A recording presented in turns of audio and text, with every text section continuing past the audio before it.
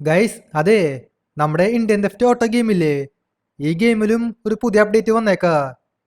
ഇനിയിപ്പോൾ നമുക്ക് ഇഷ്ടമുള്ള രീതിയിൽ കാറൊക്കെ ഉണ്ടാക്കാൻ പറ്റും. നിങ്ങൾക്കിപ്പോൾ കാണാൻ പറ്റും, ഇവിടെ ഷിൻചാൻ്റെ കാറുണ്ട്, ജാക്കിൻ്റെ കാറുണ്ട്, പിന്നെ ഇവിടെ വേറെ കുറേ കാറുണ്ട്. ഇവിടെ ഒരു മസിൽ കാറൊക്കെ ഉണ്ട്. ഈ കാറൊന്നും ഈ ഗെയിമിൽ ഉള്ളതല്ല, ഇതൊക്കെ മോഡാണ്. ഈ മോഡൊക്കെ എങ്ങനെ ഇൻസ്റ്റാൾ ചെയ്യേണ്ടതെന്ന് ഈ വീഡിയോയിൽ കാണിച്ചു തരാം. പിന്നെ ഇങ്ങനെയൊക്കെ ചെയ്യാനേ ഈ ഗെയിമിൽ ക്യാരക്ടേഴ്സൊക്കെ ആഡ് ചെയ്യണം. ക്യാരക്ടേഴ്സ് പിന്നെ എങ്ങനെ ആഡ് ചെയ്യേണ്ടതെന്ന് ഞാൻ മുന്നേ വീഡിയോ ഇട്ടുണ്ട്, ആ വീഡിയോ കണ്ടാൽ മതി. പിന്നെ നമ്മുടെ ITIS പ്ലഗിൻ ആപ്പില്ലേ, അതിൽ പോയി കഴിഞ്ഞാൽ ഈ ക്യാരക്ടേഴ്സൊക്കെ കിട്ടും, അതൊക്കെ ഇൻസ്റ്റാൾ ചെയ്യുക. അപ്പോൾ വണ്ടി എങ്ങനെ ഉണ്ടാക്കേണ്ടതെന്ന് ഞാൻ കാണിച്ചു തരാം. അതിനായിട്ടേ ഈ ITM മെനുവിലേ അത് ഓപ്പൺ ആക്കുക. ഇപ്രാവശ്യം ITM മെനുവിലേ മൂന്നാമത്തെ ഒരു ഓപ്ഷൻ വന്നിട്ടുണ്ട്, സ്പോൺ കസ്റ്റം കാർ എന്ന് പറഞ്ഞിട്ട്. അത് സെലക്ട് ചെയ്യുക. ഇവിടെ പിന്നെ സൈസൊക്കെ കാണിക്കും. ഞാനിവിടെ നോർമൽ സെലക്ട് ചെയ്തു. പിന്നെ അടിയിൽ ഒരു ഓപ്ഷൻ ഉണ്ട്, ആഡ് ഡമ്മി വീൽസ് എന്ന്, അത് ഞാൻ കൊടുത്തിട്ടുണ്ട്. പിന്നെ പിക്ക് ആൻഡ് മോഡൽ സെലക്ട് ചെയ്യുക, എന്നിട്ട് ഇഷ്ടമുള്ളൊരു ക്യാരക്ടർ സെലക്ട് ചെയ്യുക. ഞാനിപ്പോൾ ഇവിടെ റെഡ് ഹൾക്ക് സെലക്ട് ചെയ്തിട്ടുണ്ട്. ഇതേ കണ്ടില്ലേ, റെഡ് ഹൾക്കിൻ്റെ വണ്ടി സ്പോണായി. ഇത് പിന്നെ വലിയൊരു വണ്ടിയാ, അടിയിൽ വീലൊക്കെ ഉണ്ട്.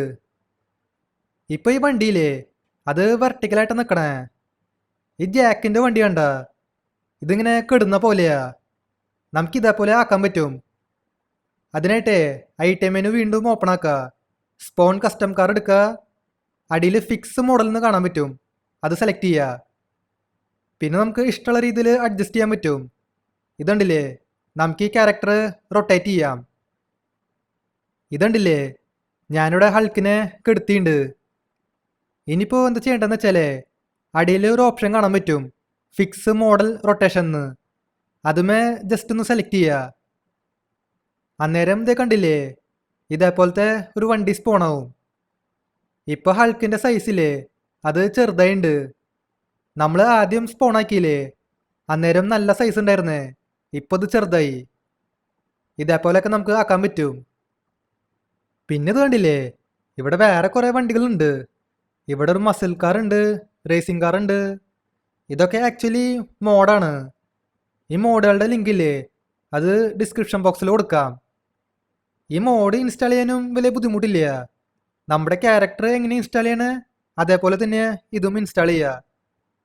എന്നിട്ട് ITM മെനു ഓപ്പൺ ആക്കുക, സ്പോൺ കസ്റ്റം കാർ സെലക്ട് ചെയ്യുക, add dummy wheels, pick and model.